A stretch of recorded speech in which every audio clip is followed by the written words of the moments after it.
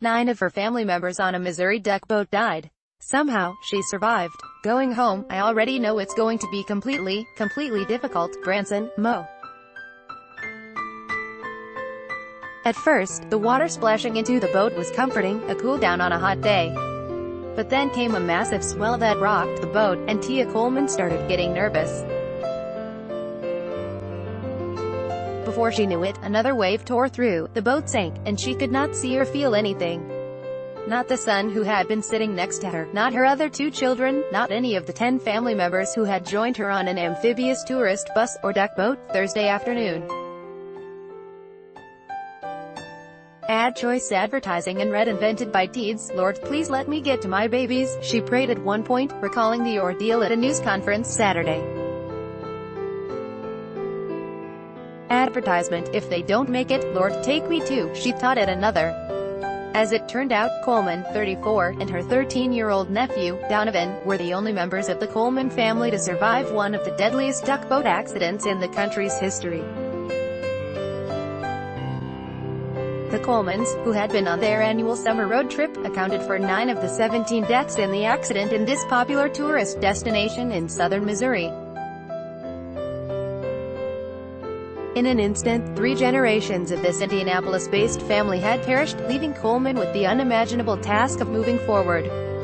When the duck boat entered the lake, the skies seemed fine, Coleman said. At one point, she said, one of the 2 employees on the vehicle, one operated it on water, the other on land, told them not to worry about putting on their life jackets. If I was able to get a life jacket, I could have saved my babies, she said. Because they could have at least floated up to the top, and somebody could have grabbed them. And I wasn't able to do that. Federal law requires life jackets to be available for each passenger on a boat, including duck boats, but the crew has discretion on when to tell passengers to wear them. Advertisement, he said, above you are your life jackets. There's 3 sizes. Coleman recalled one of the workers telling the passengers. He said, I'm going to show you where they are, but you won't need them, so no need to worry. So we didn't grab them. The National Transportation Safety Board has taken over the investigation into the accident, which had 14 survivors, including the captain of the boat.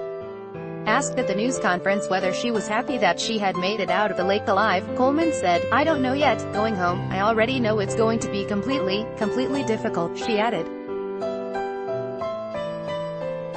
I don't know how I'm going to do it. Since I've had a home, it's always been filled with little feet and laughter. And my husband, flanked by family members holding her hands. Coleman spoke from Cox Medical Center Branson, where she was recovering from her injuries.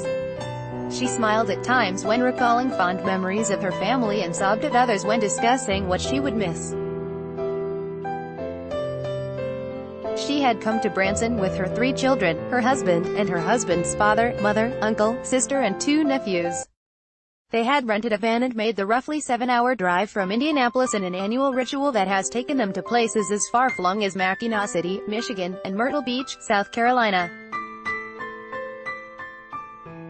Mackinac City was Coleman's favorite. Myrtle Beach was the children's.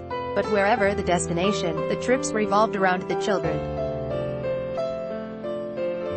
Advertisement, the plan originally had been to go to Florida this year.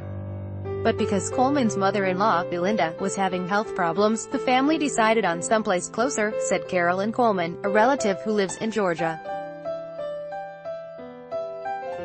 It was the family's first trip to Branson. They immediately gravitated to the pool at the hotel because the children loved water, Coleman said. I caught myself sneaking off to get in the hot tub, and here come those little bodies, coming in there with me, Coleman said. They're like, oh, this feels so good, this feels so good, I said, get back in the kiddie pool. They ate at the Golden Corral, where Coleman told her children they could eat as much as they wanted.